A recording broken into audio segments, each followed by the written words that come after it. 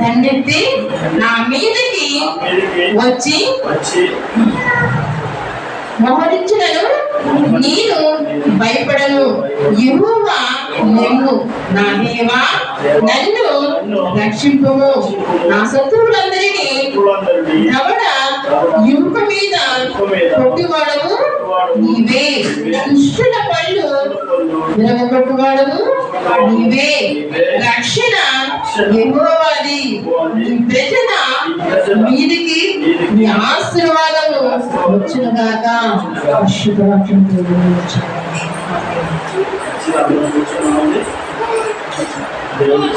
మంచి సమయం బట్టి దేవునికి స్తోత్రం చెల్లిద్దాం. హల్లెలూయా హల్లెలూయా. ఈ సమయంలో నాకు అనుగ్రహించిన దేవునికి మొదటగా కృతజ్ఞతలు చెల్లిస్తాను. వచ్చిన మీ అందరికీ కూడా ప్రభువైన యేసుక్రీస్తు నామమున తెలియజేస్తుంది. ప్రతి ఒక్కరికి వందనాలు.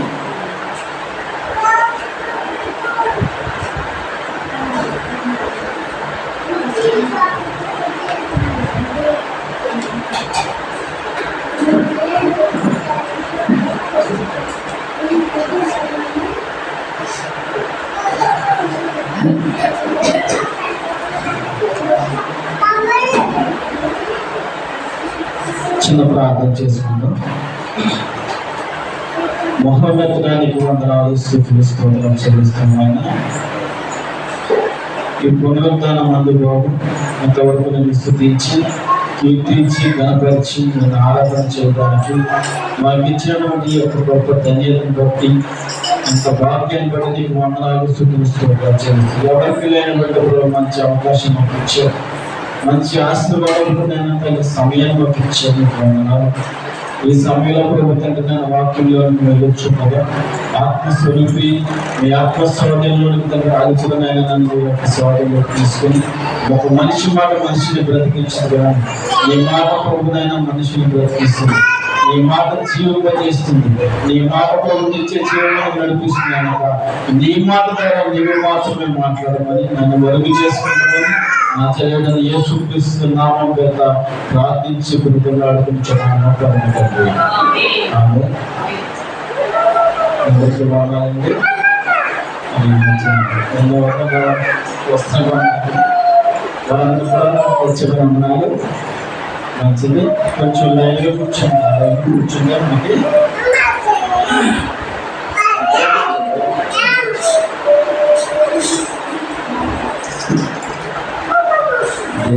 జీవించాక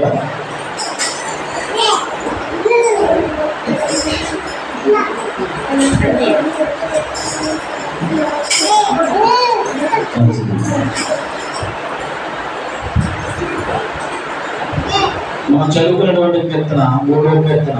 ఇది దావీదు గారు రచించినటువంటి ఈ కీర్తన భాగంలో దావీదు ఏ సమయంలో ఏ సందర్భంలో రాస్తున్నది అక్కడ చిన్న చిన్న అక్షరాలు రాశాడు. ఏంటంటే అబ్షాలోము తన కుమారుడు ఎదుట నుండి పారిపోయినప్పుడు దావీదు రచించిన, అంటే తన కుమారుడు ఎదురుగుండా నిలవలేని పరిస్థితి దావీదుకు వచ్చినప్పుడు దావీదే తన కుమారుడైనటువంటి అబ్షాలోము ఎదురు నుంచి పారిపోయినప్పుడు రచించినటువంటి కీర్తన భాగం. దేవునికి స్తోత్రం. హల్లెలూయా. ఎప్పుడు రాశాడంటే తన కుమారుని ఎదుట నిలవలేక పారిపోయినటువంటి పరిస్థితి దావీదుకి వచ్చింది. కొన్ని సందర్భాల్లో మనము కూడా కొన్ని పరిస్థితులను బట్టి మానవులు మనల్ని పట్టించుకునేటువంటి సమయంలో నా అనేటువంటి లేకపోతే మన అనేటువంటి మనం ఆదరించినటువంటి సమయాల్లో మన అనుకున్న వాళ్ళే మనకి తిరిగి మళ్ళా ఏమండి ఏదో సామెతం చూడండి, వాళ్ళే తిరిగి మనకు ముల్లే కూర్చున్నారు అన్నట్టుగా అలాంటి సమయాలు మనకు కూడా వస్తూ ఉంటాయి. అలాంటి సమయమే దావీదు గుర్తుకు వచ్చింది. తన కుమారుడే దావీదుని చంపడానికి లేకపోతే రాజ్యాన్ని తీసివేయడానికి ప్రయత్నం చేసి తిరుగుబాటు చేసినటువంటి సమయంలో దావీదు పారిపోయి రచించినటువంటి కీర్తన భాగం. హల్లెలూయా హల్లెలూయా. అబ్షాలోము ఎదుర్కొన్న తన కుమారుడిని అబ్షాలోము తన ఎదుర్కొన్న నుంచి పారిపోయాడంట. ఎక్కడెక్కడికో పారిపోయేవాడు. తన సొంత మామగారు అయినటువంటి సౌలు గారి ఎదుటి నుంచి కూడా కొన్ని సందర్భాలు పారిపోయి కొన్ని కీర్తనలు రచించినటువంటి సందర్భాలు మనం చూస్తూ ఉంటాం. దావీదు గారు హల్లెలూయా హల్లెలూయా. ఇక్కడ ఏమన్నాడంటే, యెహోవా నన్ను బాధించు వారు ఎంతో విస్తరించి ఉన్నారు. ఎంతండి? నన్ను బాధించు వారు ఎంతో విస్తరించి ఉన్నారు. చూడండి, దావీదు ఒక రాజు అయి ఉన్నాడు. దావీదు రాజ్యం మీద సింహాసనం మీద ఒక రాజుగా ఉన్నటువంటి రాజుగారు చెప్తున్నటువంటి మాట ఏంటంటే, నన్ను బాధించేవారు ఎంతో, చెప్పండి అంత భయపడింది, నన్ను బాధించేవారు ఎంతో విస్తరించి ఉన్నారు. చూడండి, రాజుగారు తలుచుకుంటే చెప్పండి, రాజుగారు తలుచుకుంటే దెబ్బలకే. అలాంటి రాజుగారు ఏమన్నా చెప్పండి, బాధలో ఉన్నాడంట, ఎంతో బాధలో ఉన్నంట, ఎంతో వేదనలో ఉన్నాడంట. యెహోవా నన్ను బాధించి వారు ఎంతో విస్తరించి ఉన్నారు. అవును, నిజమే. ఈ రోజున చాలా మనం డబ్బు ఉండొచ్చు, ఏమంటే రాజ్యాలకు ఉండొచ్చు, ఘనత ఉండొచ్చు, పేరు ప్రఖ్యాతులు ఉండొచ్చు, కానీ దావీదుకి వచ్చినటువంటి పరిస్థితులే ఈరోజు మనకు వచ్చాయమ్మా. హల్లెలూయా. దావీదుకు ఉన్నటువంటి పరిస్థితులు మనమున్న ఒకవేళ అన్ని చేయగల శక్తి ఉండి, అన్ని చేయగల అధికారం ఉండి, రైతులా మనం ఉన్నామేమో, కానీ మనకి ఎదురవుతున్న సమస్యలు ఎటువంటి అంటే, అంత అధికారం అనుకుంటూ కూడా ఏమి చేయగానే నిస్సహాయ స్థితిలో మనం ఉన్నట్లయితే, దావీదుకి జయించిన దేవుడు ఈ రోజు నీకు నాకు చేయలేకపోతున్నాడు. హల్లెలూయా. దావీదుకి జయించినటువంటి దేవుడు, దావీదు ఏం చేశాడు తెలుసా? మౌనంగా ఉండి ప్రార్థన చేశాడు అంతే. ఏం చేశాడండి? మౌనంగా ఉండంతే, ప్రార్థించేవాడు అంతే. ఒకవేళ అక్కడ ఏదైనా ఇష్యూ జరుగుతుందని విషయం తెలుసుకుని ఆత్మ ప్రేరేపణ కలిగిన వాడు దూరంగా వెళ్ళిపోయాడు అండి. ఎక్కడికి వెళ్ళిపోయాడు అంటే, అరణ్యంలోనికి, కొండల్లోనికి, గుహల్లోనికి వెళ్ళిపోతూ ఆయన అన్నాడు, కొండల తట్టు నా కన్నులు ఎత్తుచున్నాను, నాకు సహాయము నీవే ప్రార్థించగలరు. హల్లెలూయా. కొండల తట్టు నా కన్నులు ఎత్తుచున్నాను, నాకు సహాయము నీవే. కొండల తట్టు కనులెత్తినా, లేకపోతే గుహల తట్టు కనులెత్తినా సహాయం దేవుడి దగ్గర నుంచి మనకి రావాలి. హల్లెలూయా. ఈ రోజున మనకు ఉన్నటువంటి పరిస్థితులను బట్టి కొండల లాంటి పెద్దవాళ్ళు, ఎవరు కాంతి పొందిన వారు, ఐశ్వర్యవంతులు, ఎవరు గొప్ప గొప్ప వారు మనకి సహాయం చేస్తారో మనం అనుకుంటున్నాము. మనం ఎవరి మీద ఆధారపడము. మనం ఆధారపడవలసింది ఎవరి మీద అండి? దేవుడైనటువంటి యెహోవా మీద ఆధారపడాలి. హల్లెలూయా. మన యేసయ్య మనకి సహాయం. కొండలలో, లోయలలో, అడవులలో, ఎడారులలో,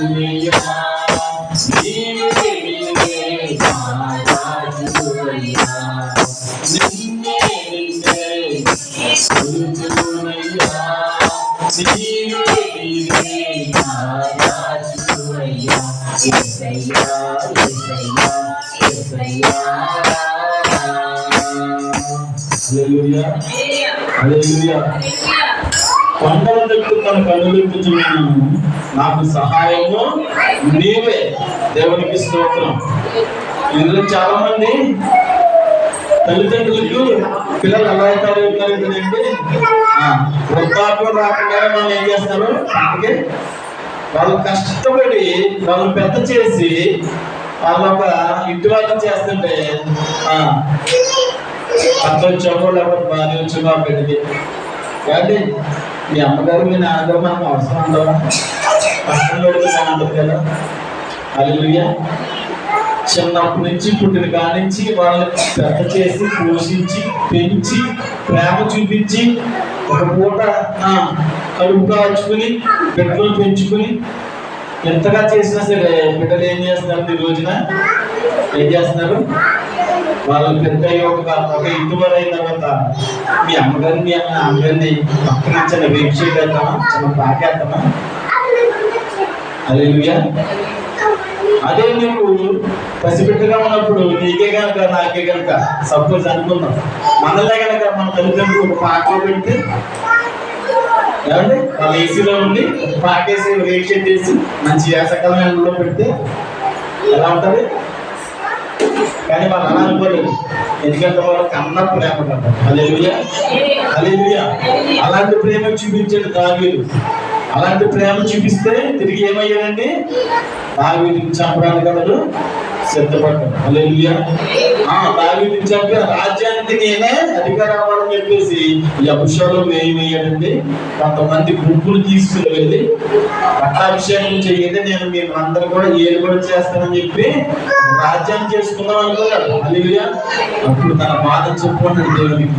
యెహోవా, నన్ను బాధించేవాడు ఎంతో విస్తరించున్నారు, నా మీదకి లేచివారు అనేకులు. ఎవరో కాదయ్యా, నా ఇంట్లో నా కుమారులే, నా బిడ్డలే, నాకు సంబంధించిన వాళ్ళే, నా రక్త సంబంధికులే లేచారయ్యా నా మీదకి. ఎంతో విస్తరించి ఉన్నారు. నాకు నెమ్మది లేదయ్యా, నాకు సమాధానం లేదు, నాకు సంతోషం లేదు అని చెప్పి దావీదు భక్తుడు తండ్రికి చెప్పుకుంటున్నాడు, దేవునికి చెప్పుకుంటున్నాడు తన బాధ అంతా కూడా. దేవునికి స్తోత్రం. హల్లెలూయా. ఈ రోజున ప్రతి మానవుడికి కూడా పరిస్థితులు ఎలా ఉన్నాయి? చాలా భయంకరంగా ఉన్నాయి, చాలా భయంకరంగా ఉన్నాయి. పాపం తగ్గించాడు లేక లేక రానున్నదా రానుంటుంది. అదే అదే ఆ రోజు యేసయ్య ఉగ్రత రోజు. దేవునికి స్తోత్రం. హల్లెలూయా. యేసయ్య ఉగ్రత దినాన్న, లేకపోతే యేసయ్య రాకడ దినాలు వచ్చేసరికి తల్లి జాడ పిల్లకి, పిల్ల జాడ తల్లికి ఉండదంటండి. మనం అనుకున్నాం మన పిల్లలు మనం చూస్తారని. హల్లెలూయా. మనం అనుకున్నాం మన మనవలు మన మనవరాలు అన్నం చూస్తారని. హల్లెలూయా. లేదు లేదు లేదు. తల్లి జాడ పిల్లకి, పిల్ల జాడ తల్లికి ఉండని రోజులు కమింగ్ ఇన్ సూన్. దేవునికి స్తోత్రం. రాబోతున్న త్వరలో. అందుకనే యేసయ్య ముందుగానే కొంతమంది భక్తుల జీవితాన్ని పరిశుద్ధ గ్రంథంలో ఇచ్చాడు. నా మీద తిరుగుబడిన వాడు, నా మీదకి లేచిన వాడు, నన్ను బాధించిన వాడు అనేక మంది. హల్లెలూయా. ఆ సమయంలో దావీదు ఒకటే గమనించాడు, రోజులు ఎలాగే ఉంటాయి, కాలాలు ఎలాగే ఉంటాయి, మనుషులు ఎలాగే ఉంటారు. కుమారులు కాదు కదా, ఎవ్వరు కూడా నమ్మకూడదు ఈ రోజున, కొడుకులు కూడా నమ్మని రోజులు అని గమనించినటువంటి దావీదు నన్ను బాధల్లో నుంచి, ఒక ఇరుగులో నుంచి, నన్ను ఈ శ్రమలో నుంచి నన్ను ఒక తప్పించగలిగిన సమర్థుడు ఒక ఆయన ఉన్నాడు. ఆయనే నిజమైన దేవుడు, నిజమైన రక్షకుడు, ఆయనైనా యేసయ్య చెప్పేసి ఆయనకి చెప్పుకుంటాము. దేవుడికి స్తోత్రం. ఈరోజు సంగమా, మనం బాధలో ఉన్నామా, శ్రమలో ఉన్నామా, నెమ్మది లేకున్నామా, నన్ను రక్షించేవారే లేకున్నామా, శ్రమలో నుంచి చెప్పుకోలేనటువంటి బాధల నుంచి మనల్ని విడిపించేవారే లేదా? ఆయన అంటున్నాడు కదా, నీవు నాకు మొదలుపెట్టుము, నేను నీకు ఏమన్నాడు? నీవు నాకు మొదలుపెట్టుము, నేను నీకు ఉత్తరం ఇచ్చేదను. హల్లెలూయా. క్రైస్తవులకు బాగా ఇది అలవాటైపోయిందనే మాట. ఈ వచనం కూడా యెషయా గారు ఇర్మియా గ్రంథం 33లో 3వ వచనంలో ఉంటుంది. నువ్వు నాకు మొదలు పెట్టుకుని నేను నీకు ఉత్తరం ఇచ్చేదను. దేవునికి స్తోత్రం. మనుషులకు కాదని మనం మొదలు పెట్టవలసింది. ఎవరికదే? మనుషులకు కాదు, మనం దేవాది దేవుడు యేసయ్యకి మనం మొదలుపెట్టాలి. హల్లెలూయా. మన వారం మరి చాలా మంది ఇంకా వచ్చారు. ఈ వారం అయితే 20 మంది వచ్చారు. వాళ్ళందరికీ మంచిది. అది చక్కని వాక్యం దేవుడు మాట్లాడుతున్నది. మంది దేవుని ఆత్మ నివసించుతున్నది. దేవుని ఆత్మ అనుభవించుతూ మేము చెప్పగలుగుతున్నాం. దేవుడికి స్తోత్రం. హల్లెలూయా. ఇవి గట్టి మాటలు కాదండి, ఏదో నిలబడి చెప్పేసేటువంటి మాటలు కూడా కాదు. ఇక్కడ దేవుని ఆత్మ నివసిస్తున్నది. దేవుని ప్రసన్నత ఇక్కడ మేము అనుభవిస్తూ ఉన్నాం. దేవునికి స్తోత్రం. దేవుని మహిమ ఇక్కడ ఉన్నది. కొన్ని మందిరాలకి నేను వెళ్ళేటువంటి వాడిని. రోజుకు 3-4 మందిరాలు వాటిని చెప్పండి. మూడు మందిరాల్లో చెప్పి మళ్ళీ సాయంత్రం నైట్ కూడా మాకు ఖాళీ ఉండేది కాదు. హల్లెలూయా. నైట్ కూడా మళ్ళీ వేరే చోట ఎక్కడో నల్ల పెట్టి అక్కడ వాటిని చెప్పడానికి దేవుడితో చూపించి బలపరుచుకుంటేవాడు. హల్లెలూయా. అలా 4 మందిరాలు మేము చెప్పుకున్నప్పుడు కొన్ని మందిరాలకు వెళ్ళినప్పటికీ మాకు ఉద్యమం వచ్చేది కాదు. హల్లెలూయా. కొన్ని మందిరాల్లో ఉద్యమం వచ్చేది కాదు. అసలు ఎందుకు ఆత్మ పనిచేసేది కాదు.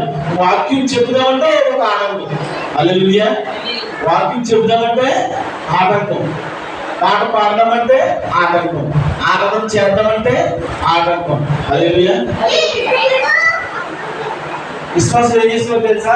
మాట వినేవారు కాదు. వాళ్ళ పని వాళ్ళే, మా పని మాది అన్నట్టుగా ఉంటుంది. హల్లెలూయా. అలాంటి కాకుండా ఈ మందిరంలో వచ్చినటువంటి మేము ఫస్ట్ శుక్రవారం ప్రారంభించాం. మేము వచ్చి అంతకుముందైతే మరి సిస్టర్ గారు మరి తల్లి గారు నడిపిస్తూ ఉండేవారు. మేము వచ్చినటువంటి శుక్రవారం దగ్గర నుంచి కూడా ఇక్కడ దేవుని ఆత్మ ఉన్నదని తెలుసుకున్నాం. హల్లెలూయా. హల్లెలూయా. మేమైతే మామూలుగా చిన్న సంఘాల్లో కూడా ప్రసంగించినటువంటి వారు అయితే కాదు. అనుభవంలో చిన్నవారం అయ్యొచ్చు, వయసులో చిన్నవారం అయి ఉండొచ్చు. కానీ మరి దేవుడు 100 మంది మధ్యలో మమ్మల్ని వారిని ఇక్కడ నడిపించాడు. హల్లెలూయా. హల్లెలూయా. 100 మందికి 200 మందికి వాక్యం చెప్పడం దేవుడు కృప చూపించేవాడు. దేవుడికి స్తోత్రం. అలాంటి మహిమను అనుభవించి వచ్చుతున్న మాకు ఈ మందిరంలోకి వచ్చి ప్రభు ఏంటైనా ఇక్కడ ఏంటి అసలు పరిస్థితి ఏంటని గమనించినప్పుడు దేవుని ఆత్మ ఇక్కడ పనిచేస్తూ హల్లెలూయా. ఆయన ఆత్మ ఎక్కడైతే ఉంటుందో అక్కడ స్వాతంత్రం ఉంటుంది అంటుంది. హల్లెలూయా. ఏముంటుందండి? స్వాతంత్రం, హక్కు. హల్లెలూయా. ప్రార్థన చేస్తే నా తండ్రి ఆలకిస్తాడు అనేటువంటి హక్కు. హల్లెలూయా. నేను ప్రార్థిస్తే ఈ సన్నిధానంలో వచ్చి నేను ప్రార్థన చేసుకుంటే నా సమస్య తీరిపోతానేటువంటి హక్కు మనకి దొరుకుతుంది. దేవుడికి స్తోత్రం. హల్లెలూయా. ఇక్కడికి వచ్చి నేను ఆరాధన చేస్తే నాలో ఉన్నటువంటి భారం అంతా తొలగిపోతుంది అనేటువంటి హక్కు మనకు దొరుకుతుంది. అదే నిజమైన స్వాతంత్ర్యం. హల్లెలూయా. ఆ మహిమ, ఆ స్వాతంత్రము ఈ మందిరంలో చెప్పిస్తాను. బ్రహ్మ పేరు మీకు మనం చేస్తాం. దేవునికి స్తోత్రం. హల్లెలూయా. మనం బాధించి ఎంతమంది వచ్చి బాధిస్తారంటే మనుషులండి. బాధపడకపోతే ఏం చేస్తారో? మనుషులు ఏమైనా సంతోషిస్తారా? సంతోషపడతారండి. బాగుపడితే ఊరుతారు. మనుషులు స్వభావం అటువంటిది. హల్లెలూయా. నువ్వు బాగుంటే సంతోషించేది నా దేవుడు ఒక్కడే. హల్లెలూయా. భార్య బాగుంటే భర్త కూడా ఓర్చుకోండి ఈ రోజున. భర్త బాగుంటే భార్య కూడా ఓర్చుకోండి ఈ రోజున. హల్లెలూయా. మనుషుల స్వభావం అటువంటిది. కానీ నా దేవుడు నువ్వు ఒక్కలో ఉండి ప్రార్థన చేసినా సరే, అందరిలో ఉండి ప్రార్థన చేసినా సరే, నీ ప్రార్థన ఆలకించే దేవుడుగా ఆయన ఉన్నాడు. దేవుడికి స్తోత్రం. నీ మనకు ఆలకించే దేవుడుగా ఉన్నాడు. ఈ మందిరంలో అడుగుపెట్టిన ప్రతి వారిని కూడా దేవుడు దీవించే దేవుడిగా కూడా ఉన్నాడనేటువంటి ఆ సేవను ఇస్తాడు. దేవుడికి స్తోత్రం. హల్లెలూయా. దేవుని వల్ల అతనికి రక్షణ ఏమీ దొరకదని నన్ను కూర్చు చెప్పుకోని అనేకులు యెహోవా నీవే నాకు కేడముగాను, నీవే నాకు అత్యాస్పదముగాను, నా తల ఎత్తువాడుగాను కొన్నావు.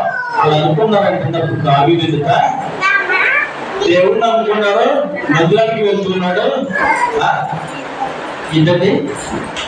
దేవుని వల్ల అతనికి రక్షణ ఏమీ లేదనుకున్నారో తప్పుడు. హల్లెలూయా. ఇతను దేవుడి మీద ఆధారపడుతున్నారు. ఏదో రోజున సౌలన్నా చంపేస్తాడు, అబ్షాలోమును చంపేస్తాడు, లేకపోతే వేరే దాసి అయినా సరే దాక్కుంటా అక్కడ ఏదో చంపేస్తాడని చెప్పేసి అనుకునేవారంట. దేవుడు ఏమి కాపాడు. హల్లెలూయా. దావీదు ఏదైనా చంపేస్తారని చెప్పేసి హేళన చేసేవారంటండి, ఎగతాళి చేసేవారంట. హల్లెలూయా. ఈ రోజున నిన్ను చూసి, మనల్ని చూసి దేవుని మందిరానికి వెళ్తున్నారు. వాళ్ళకి వాళ్ళకి ఏమి స్వస్థత రావట్లేదు, వాళ్ళకి ఏ మంచి రావడం లేదు, వాళ్ళకి ఏమీ లేదు, అంత నష్టమే కలుగుతుందని చెప్పేసి ఈరోజు నేను కూర్చొని మాట్లాడతారు. ప్రజలు గుర్తించుకో, దావీదుకు సెలవిచ్చినటువంటి దేవుడు మాటిస్తున్నాడు. ఈ రోజున ఎటువంటి బాధలు అనిపిస్తున్నా సరే, ఎటువంటి శ్రమలు అనిపిస్తున్నా సరే, ఎటువంటి హేళన నేను చేస్తున్నా సరే, నా దేవుడు దావీదుని ఎలాగైతే విడిపించి మరలా రాజ్య అధికారులుగా నిలిచబెట్టాడు, నిన్ను నన్ను కూడా మరలా దేవుడు నీ సమస్యల నుంచి, నీ యొక్క వేదన నుంచి, నిన్ను హేళన చేసే వారి ఎదుట నిన్ను గొప్పగా చేయబోతాడు. దేవునికి స్తోత్రం. నిన్ను హింసించే వారి ఎదుట నిన్ను గొప్ప చేయబోతున్నాడు దేవుడు. హల్లెలూయా.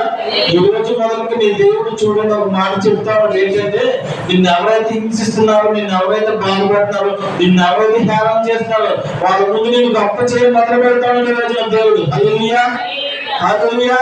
ఈ మాట నమ్మేవారు మీరు మనసులో ఆమె అనుకోండి, తప్పనిసరి దేవుడి కార్యం చేస్తాడు, సిద్ధం అన్నదాన్ని. హల్లెలూయా, హల్లెలూయా. మనం ఎవరైతే హేళన చేస్తున్నారో దేవుడు ఏమీ చేయలేదు. వెళ్ళగా అని ఒక ఇల్లు లేదు, ఒక స్థలము లేదు, ఒక బండి లేదు, ఏమి లేదండి. అది ఎలా ఉన్నావు అలాగే ఉన్నారు అనుకున్నారా? అలాగే నేను అంటున్నారా అని దేవుడు సెలవిస్తున్నాడు. వాళ్ళ ఎదుటే నేను గొప్ప చెయ్య మొదలు పెడతాను. హల్లెలూయా, హల్లెలూయా, హల్లెలూయా. దేవుని వల్ల అతనికి రక్షణ ఏమీ దొరకదని నన్ను గురించి చెప్పుకోవాలి అనేకులు అంటాడు. హల్లెలూయా. దావీదు గురించి చెప్పుకునేవారు అనేకులు. మొదటగా బాధించారు, తర్వాత అతనికి హేళన చేశారంట. దేవుడికి స్తోత్రం. హేళన చేసి బాధ పెట్టారంట. దావీదు అలాగే కన్నీరు కాచి, ఎంత కన్నీరు కాచాడు తెలుసా? తన కన్నీరు కాస్తే పరుపు కొట్టుకుని పోయేంత కన్నీరు కాచాడంట. హల్లెలూయా, హల్లెలూయా. ఏ పరుపు కొట్టుకెళ్ళిపోయిందో తెలిసింది? పరుపు కొట్టుకొని పోయేలాగా దావీదు ప్రార్థన చేయకుండా ఆత్మీయ అర్థం చెప్తాను వినాలి. దేవుని ఆత్మ మాట్లాడుతున్నప్పుడు మనం దేవునికి ఆయన మాటకి మనం సమయాన్ని ఇవ్వాలి. ఏ పరుపు కొట్టుకెళ్ళిపోయింది తెలుసా? ఏ పరుపు కొట్టుకెళ్ళింది తెలుసా? దావీదు అడ్డుగా ఉన్నటువంటి పాపం అనేటువంటి ఆ పరుపు కొట్టుకుని వెళ్ళిపోయింది. హల్లెలూయా, హల్లెలూయా. నీలో నాలో కూడా ఏమైనా తప్పిదములు ఉన్నా, పాపంలో ఉన్నా, ఇవన్నీ కొట్టుకుని పోవాలంటే నీకు నాకు కావాల్సిన కన్నీటి ప్రార్థన. హల్లెలూయా. కన్నీటి ప్రార్థన ఎప్పుడైతే చేసావో నీకు నాకు, నీ ఆశీర్వాదానికి నా ఆశీర్వాదానికి, మన ఆశీర్వాదాన్ని కట్టుకున్నటువంటి పాపపు పరుపులన్నీ యేసు నామములో కొట్టుకుపోవాలంటే దేవునికి స్తోత్రం. హల్లెలూయా. అప్పుడు దేవుడు నిన్ను హెచ్చిస్తాడు, అప్పుడు నిన్ను ఆశీర్వదిస్తాడు. మనం కూడా శుద్ధి చేసుకుంటూ ఉండాలి. హల్లెలూయా. ఇంకా కిందకు వస్తే అంటారు కదా, ఎలుమెత్తి నేను యెహోవాకు మొరపెట్టినప్పుడు ఆయన తన పరిశుద్ధ పర్వతం నుండి నాకు తెలుసుగా. హల్లెలూయా. ఎవరైనా మనుషుల సహాయం అడగండి, సహాయం చేయకపోవచ్చు, కానీ నా దేవుడు మొర పెడితేనంట అది ఏంటండి? ఉత్తరం ఇచ్చే దేవుడు అంటే సెలవిచ్చే దేవుడు అన్నాడు, నీకు జవాబు ఇచ్చే దేవుడు అన్నాడు, ప్రతిఫలం ఇచ్చే దేవుడుగా ఉన్నాడు. హల్లెలూయా, హల్లెలూయా. ఇక్కడ తెలిపిస్తే యెహోవా నాకు ఆధారము కావున నేను పట్టుకుని ఎత్తుకుపోయి మేలు పొందు. దేవునికి స్తోత్రం. హల్లెలూయా. యెహోవా నాకు ఆధారం. కొంతమంది చాలా మంది మనుషుల్ని ఆధారం చేసుకుంటూ ఉంటారు. హల్లెలూయా. మనుషుల్ని ఆధారం చేసుకుంటూ ఉంటారు, లేకపోతే బంధువులను ఆధారం చేసుకుంటూ ఉంటారు, కొంతమంది రక్త సంబంధికులను ఆధారం చేసుకుంటూ ఉంటారు. దేవుడికి స్తోత్రం. హల్లెలూయా, హల్లెలూయా. ఆయన అన్నాడు దావీదు, యెహోవా నీవే నాకు ఆధారము, నేను పండుకుని నిద్రపోయి ఈ రోజు పడుకుని పొద్దున్న లెగిస్తలేదు మనకి గ్యారెంటీ లేదు. హల్లెలూయా. దావీదుకి ఎంత విశ్వాసమో చూడండి. ఈ రోజు పడుకుంటాడంట, నిద్రపోతాడంట, తిరిగి మళ్ళా మేలుకుంటానని చెప్పేసి ధైర్యంగా చెప్తున్నాడు. దేవునికి స్తోత్రం. చాలా మంది నిద్రలో చనిపోయిన వాళ్ళు ఉన్నారు, నాకు తెలిసి నిద్రలోనే చనిపోయిన వాళ్ళు ఉన్నారు, పొద్దుడికి లేవలేని వారు. కానీ దావీదు అన్నాడు చూసారా, ఏమని? నేను పండుకుని నిద్రపోయి తిరిగి మేలుకుంటా అన్నాడు. హల్లెలూయా, హల్లెలూయా. దీని ఆత్మీయ అర్థం ఏంటంటే, ఒకవేళ మనము శారీరకంగా పడుకున్నా తిరిగి లేస్తానని నమ్మకం ఉంది. ఆత్మీయ అర్థం ఏమిటి అంటే, ఆత్మీయ అర్థం నిద్రపోవడం అంటే ఏ స్థితిలోనైనా సరే మనం ఆత్మీయంగా పడిపోయినా తిరిగి మళ్ళా జీవింపజేస్తాడు అన్నాడు దేవుడు. హల్లెలూయా. తిరిగి మళ్ళా జీవింపజేస్తాడు అన్నాడు దేవుడు. హల్లెలూయా. పాటలు పాడేవాళ్ళు మందిరానికి వచ్చే వాళ్ళు మందిరం మానేసాము, పాటలు పాడేవాళ్ళు పాటలు మానేసాము, మందిరానికి వచ్చేవాళ్ళు మందిరం మానేసాము, ఇంకా ప్రార్థించే వాళ్ళు ప్రార్థన మానేసాము, ఏకాంత ప్రార్థన మానేసాము, ఉపవాస ప్రార్థన మానేసాము. దేవుడు అన్నాడు, అన్నిటినీ కూడా తిరిగి మళ్ళా నిన్ను నేను జీవింపజేస్తాను, మళ్ళా నిన్ను అటన్నిటిని కూడా తిరిగి మేలుకుందునంట. హల్లెలూయా.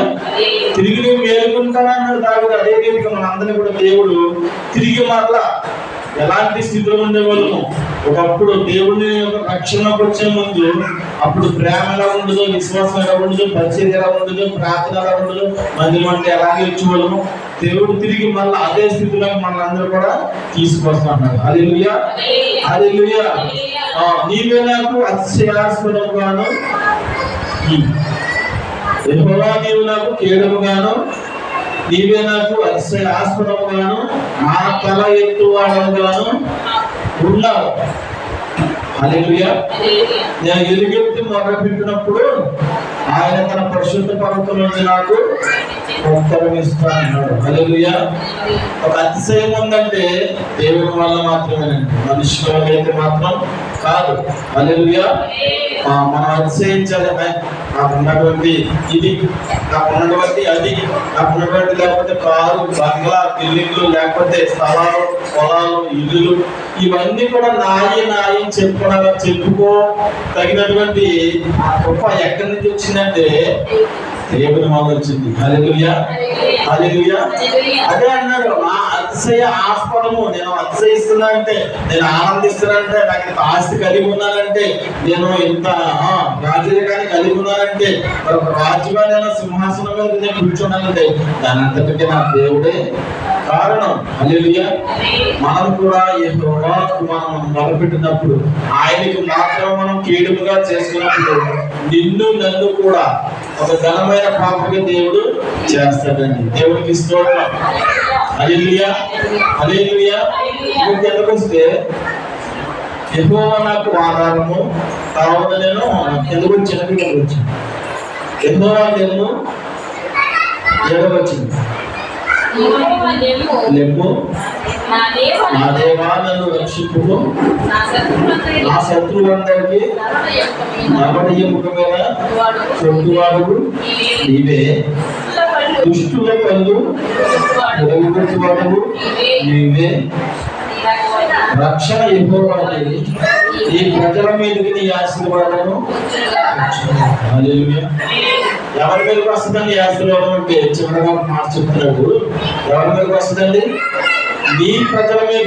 ఎవరు ఆయన ప్రజలు ఉంటారో, ఎవరు ఆయన్ని స్తుతిస్తూ ఉంటారో, ఎవరు ఆయనను ఆరాధన చేస్తుంటారో, ఎవరైతే దేవుని మందిరంలో నాటపడతారో. హల్లెలూయా. వారం చెప్పుకున్నాము, ఎక్కడ నాటపడాలండి? అంటే వాక్యంలో నాటపడాలి, దేవుని సన్నిధిలో మాత్రం నాటపడాలి. దేవునికి స్తోత్రం. హల్లెలూయా, హల్లెలూయా. ఎక్కడ నాటపడాలంటే చూడండి, పక్కనే ఉంది కదా, ఆకువారక తన కాలమందు ఫలమిచ్చు చెట్టు వలే ఉంటాం. ఏంటండి ఎక్కడ నాటపడాలని చెప్పాను మొన్నటి వారము. 1వ అధ్యాయం 3వ వచనం.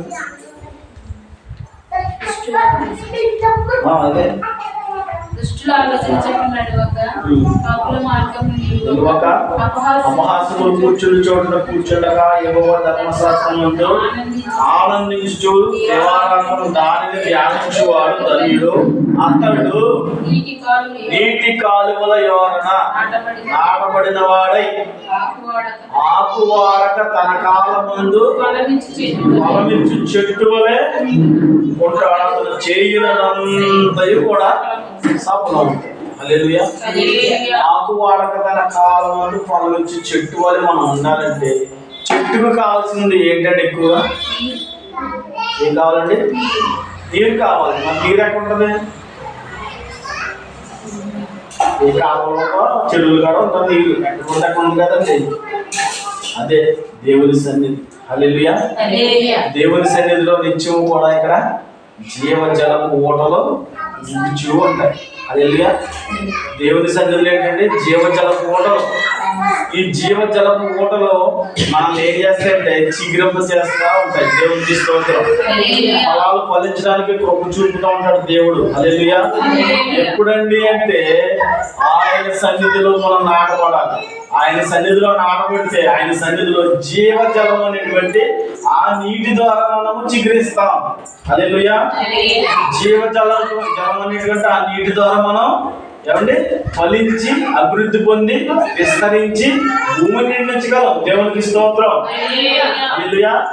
ఆ జీవజలం మీద మనం నాటబడాలి తప్ప కొంతమంది అక్కడ నాటబడతా ఉంటారు.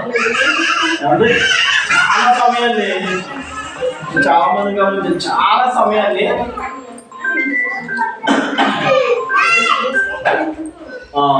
అక్కడ కూర్చున్నప్పుడు టీవీలు కాడ ఎక్కువ స్పెండ్ చేస్తూ ఉంటారు చాలా మంది. కానీ మనం మహా అయితే 2 గంటలు మాత్రమే ఇక్కడ ఆరాధన అనేది జరుగుతుంది. ఎంత జరుగుతుందండి? 2 గంటలు జరుగుతుంది. హల్లెలూయా. 2 గంటల సేపు మనం ఆరాధన చేస్తే మనం ఎక్కడ నాటపడతాం తెలుసండి? జీవజలపు ఊట ఎత్తున మనము నాటపడుతున్నాం. హల్లెలూయా. దేవుని సన్నిధానంలో మనము నాటపడుతున్నాం. హల్లెలూయా. అలా నాటపడితే దేవుని ఆశీర్వాదాలు మనకి వస్తాయి. హల్లెలూయా. ఆదికాండం 26:12 చదువుతుంది.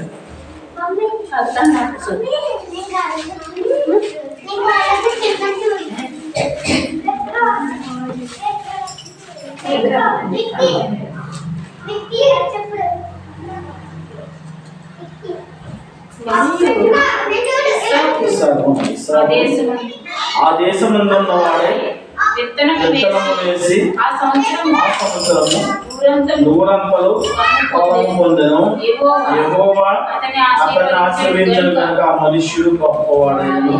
అతడు మిక్కిలి గొప్పవాడై వరకు క్రమక్రమముగా అభివృద్ధి నొందుచు వచ్చెను. అతనికి గొర్రెలు ఆస్తి, గొర్రెల ఆస్తి, వాసులు గొప్ప జన సమూహం కలిగినందున ఫిలిష్తీయులు అతని యందు అసూయపడ్డారు. హల్లెలూయా. ఫిలిష్తీయులు ఎవరంటేనండి దేవుని బిడ్డలకి విరోధంగా యుద్ధాలు చేసేవారు, దేవుని బిడ్డలకు విరోధంగా హింసించేవారు, దేవుని బిడ్డలంటే అస్సలు కిట్టదేవు. హల్లెలూయా. దేవుని బిడ్డలను అస్సలు చూడనిచ్చేవారు కదా ఫిలిష్తీయులు.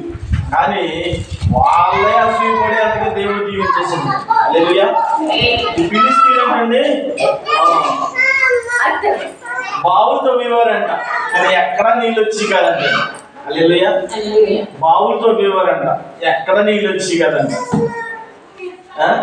ఇస్సాకును దేవుడు ఆశీర్వదించి నువ్వు విత్తనం వేయి, నేను నీకు తోడైనా నేను ఆశీర్వదిస్తాను దేవుడు మాట్లాడితే అరణ్యంలో అసలు నీరు చుక్కు కూడా రాదన్నటువంటి ప్రదేశంలో అతను విత్తనం చేశాడు. చేసి ఎలాగ ఆశీర్వదించబడ్డాడు?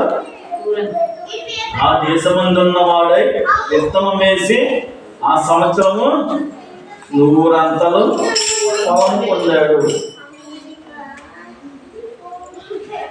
యెరూషలేములో కరువు వచ్చేసింది, అందరూ ఐగుప్తుకి వెళ్ళిపోతున్నాము, నువ్వు కూడా వచ్చి అని చెప్పేసి ఇస్సాకుతో వీళ్ళందరూ అంటే ఇస్సాకు అన్నాడు, దేవుడు నన్ను ఎక్కడ ఉండమన్నాడు, నేను ఇక్కడే ఉంటానని చెప్పేసి అక్కడ ఉండిపోయాడు. హల్లెలూయా. వీళ్ళందరూ ఎక్కడికి వెళ్ళిపోయారంటే మళ్ళా తిరిగి ఐగుప్తుకి వెళ్ళిపోయారు.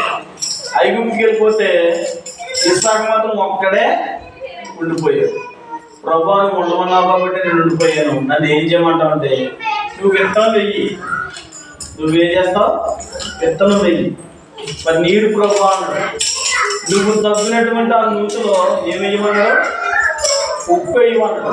ఏమేయమంటే ఉప్పు వేసినంటే జలాలు కలిగినటువంటి ఊటలు వచ్చేయండి. హల్లెలూయా. హల్లెలూయా. జలము గల ఊటలు ఇస్సాకునకు ఇచ్చినావు. జలము గల ఊటలు ఇస్సాకునకు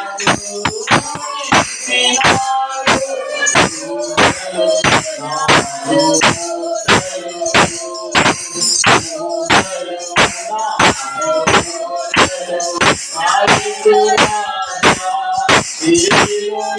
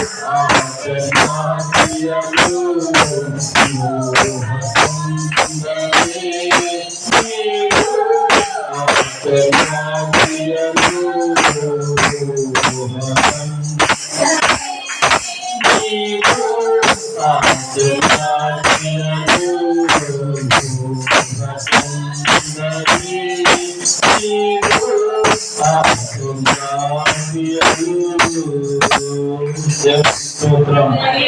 హల్లెలూయా. చూడండి, ఇక్కడ ఇస్సాకు కరువు వచ్చిందని చెప్పేసి వెళ్ళిపోయారంట, అందరూ వెళ్ళిపోయారంట. అలాగా 2 సార్లు జరిగింది. ఏమండి, ఇజ్రాయేల్ దేశంలో కరువు వచ్చిందని 2 సార్లు జరిగింది. ఎప్పుడంటే మొదట అబ్రహాం ముందు కరువు వచ్చింది. అబ్రహాం కరువు వచ్చినప్పుడు అలాగే 430 సంవత్సరాలు బానిసత్వమైపోయింది. హల్లెలూయా. రెండోసారి ఇస్సాకు కాలంలో కూడా అలాగే కరువు వచ్చిన వెళ్ళిపోయారు. వెళ్ళిపోతే దేవుడు అన్నాడు, ఉండు, నేను నిన్ను ఆశీర్వదిస్తాను. హల్లెలూయా. ఆ ఫిలిష్తీయులందరూ కూడా బావులతో పడేది, కానీ నీళ్లు మాత్రం రాలేదంట. ఒకవేళ నీళ్ళు వచ్చినా కూడా అవి పాడైపోయాయంట. కానీ ఇస్సాకు ఎప్పుడైతే బావులు తవ్వాడో జలము కలిగినటువంటి ఊటలు వచ్చాయంట. హల్లెలూయా. ఆ జలము కలిగినటువంటి ఆ ఊటల ద్వారా ఇస్సాకు విత్తనం వేసి ఆ నీళ్లు ఆ పంటకి వేసినప్పుడు 100 గంటలో 100 బస్తాలుగా. ఏమండి, ఎకరానికి ఇక్కడ ఎంత పండుగ మనకి మహా పండితే మన ఇండియాలో 30 బస్తాలు పండితే గ్రేట్ ఏమో. ఏమండి, వ్యవసాయానికి తెలుసాం అయ్యారు పెద్దగా 30 బస్తాలు పండుగ ఇక్కడ ఎకరానికి 35.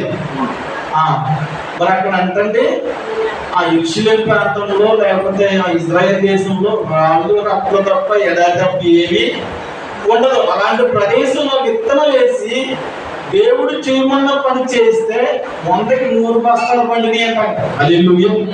100 గంటల ఫలం పొందిను. ఆమేన్.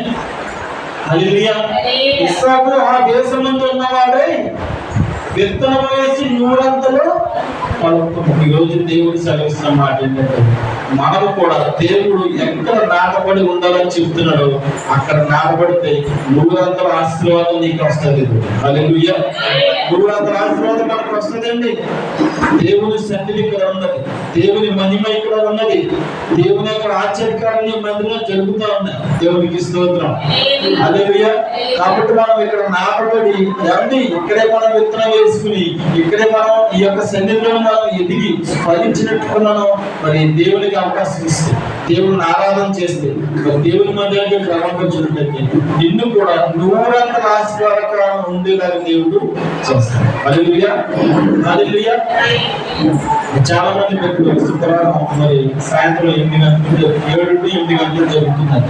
శుక్రవారం కూడా మీరు వచ్చినట్లయితే దేవుని యొక్క ప్రసన్నతను, దేవుని యొక్క వాక్యాన్ని చక్క మరి అనుభవించవచ్చు అని చెప్పేసి మరొకసారి మనం చేస్తున్నాం. హల్లెలూయా. హల్లెలూయా. గంట సేపు జరుగుతుందండి, ఎక్కువసేపు కూడా కాదు. హల్లెలూయా. గంట సేపు 7 గంటలకు వస్తున్నాం. మేము అమలాపురం చేస్తామండి. అమలాపురం నుంచి అక్కడ అందరికి రోడ్లు చాలా బాగుంది. అమలాపురం వెళ్ళినట్టుకి గంట పడుతుంది.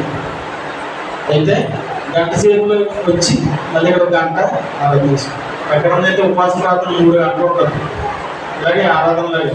కానీ ఇక్కడ ఏంటంటే మా తల్లిగారు మిమ్మల్ని అందరూ ప్రేమించి, అలాగే మిమ్మల్ని అందరూ ప్రేమించి సాయంత్రం మమ్మల్ని ఇబ్బంది పెట్టకుండా గంట సేపు మాత్రమే ఇక్కడ మా మందిలో శుక్రవారం ఉపవాస ప్రార్థన జరగడానికి మరి మంచి అవకాశం ఉన్నది. కాబట్టి శుక్రవారం ఉపవాస ప్రార్థన కూడా ఎవరు మిస్ అవ్వద్దు.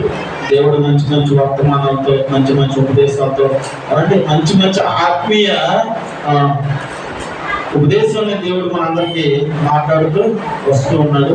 దేవుని ఆశీర్వాదం ఇక్కడ ఉన్నది దేవుని మందిలో. కాబట్టి ఎవరు మిస్ అవ్వద్దు. మరొకటి ఏంటంటేనండి,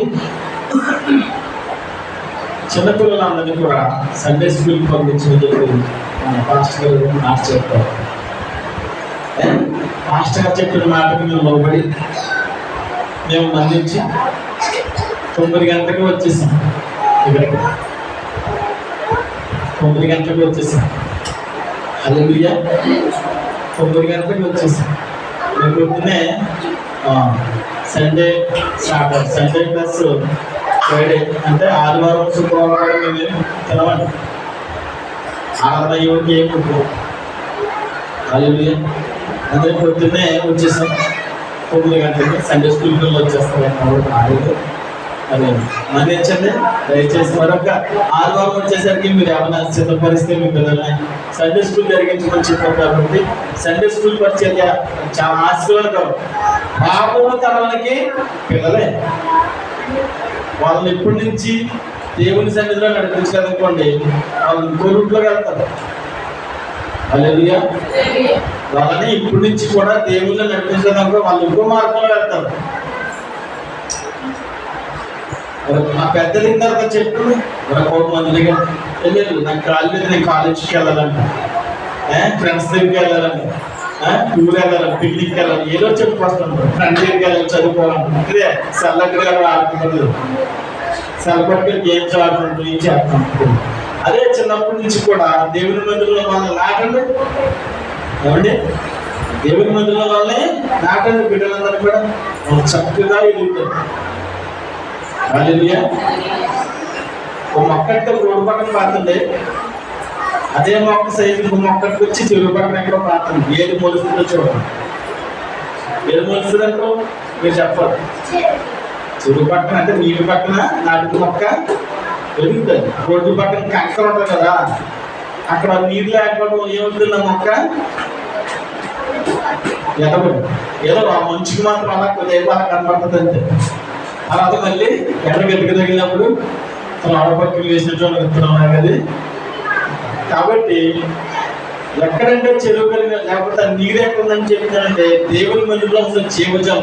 ఈ జీవజలం వద్దకు మరి మీ పిల్లలు కూడా నడిపించినట్లయితే దేవుని కృప వాళ్ళ మీద ఉంటారు. వాళ్ళ చదువుల్లో, వాళ్ళు వెళ్ళేటువంటి మార్గములలో, వాళ్ళు వెళ్ళేటువంటి రాకపోకల్లో, వాళ్ళ ప్రవర్తన అంతట్లో కూడా దేవుడి కృప ఉండాలంటే పిల్లలు చదువుకుంటారని పేరుకే కానీ చాలా మంది స్కూళ్ళకి లాభం చేస్తుంటారు, కొంత పని చేస్తుంటారు. హల్లెలూయా. నా అనుభవం చెప్పు, నాకు అనుభవం బాగా, నేను అలాగే చేస్తాను. హల్లెలూయా. స్కూల్లో సిగరెట్ కాదండి ఎవరన్నా, నీకు కాల్చాను 6th క్లాస్లో కాల్చాను సిగరెట్. Fifth class. నాకు పెద్ద సాక్షి ఉందండి. చెప్తా ఉంటే అందరూ నాకు ఎక్కువ మంది వస్తే ఒకసారి చెప్పేస్తాను. అదే పెద్ద సాక్ష్యం. ఎక్కువ మంది వచ్చేవాళ్ళు మీరు అందరూ నన్ను సాక్ష్యం ఉందని చెప్పేస్తాను. అలాగా బాలుడు నడవలసిన త్రోవలో ఏం చేయాలండి? బాలుడు అంటే మా పిల్లల్ని పంపిస్తారా? కాదు. బాలుడు వచ్చినట్టే బాల్య వయసులో ఉన్న వారి కోసం దేవుడు మాట్లాడుతున్నాడు. బాలుడు అంటే బాల్యంలో ఉన్న ఆడపిల్లైనా మగపిల్లైనా వాళ్ళని నడవవలసిన త్రోవలో మనం నడిపిస్తే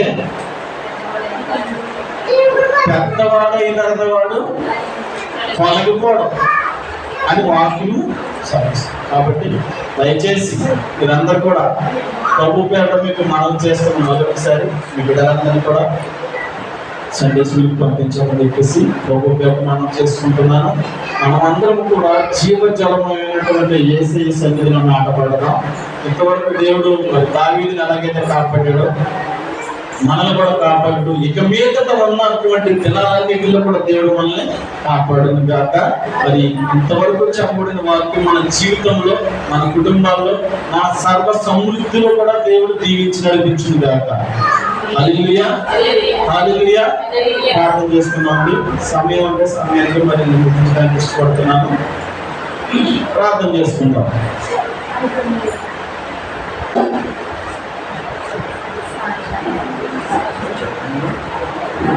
ఎవరైనా దేవుడు చేసినటువంటి మేలు, ఉపకారాలు, ఆయన చేసినటువంటి గొప్ప కార్యాలు ఏమైనా మరి చెప్పాలంటే దేవుడి సన్నిధిలోని ఇష్టపడిన వారికి సాక్ష్యాల సమయం అండి. సాక్ష్యాలు చెప్పవచ్చు. లేచి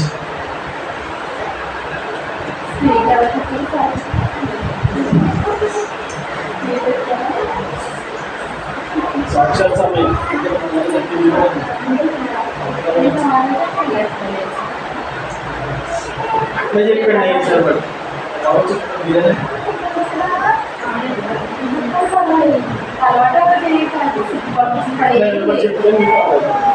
దేవుడు మరి చేసిన మేలు బట్టి ఉన్నామండి.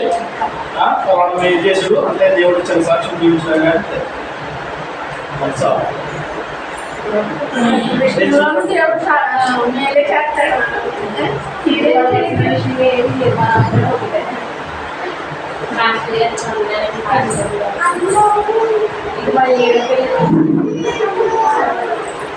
సంవత్సరాలు దేవుడు కాపాడండి. దేవుడు ఆశీర్వదించడానికి పిల్లలు ఇచ్చారు. ఇప్పుడు ఫ్యామిలీ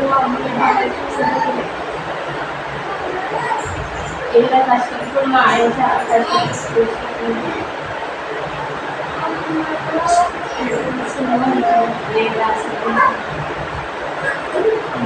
దేవుడి సాక్ష్యం జీవించుకుందా? దేవుడు మరి తల్లి గారు పట్ల చేసిన కార్యాలను బట్టి దేవుడికి స్తోత్రం చెల్లిద్దాం. ఎవరున్నారండి సాక్ష్యం చెప్తారండి?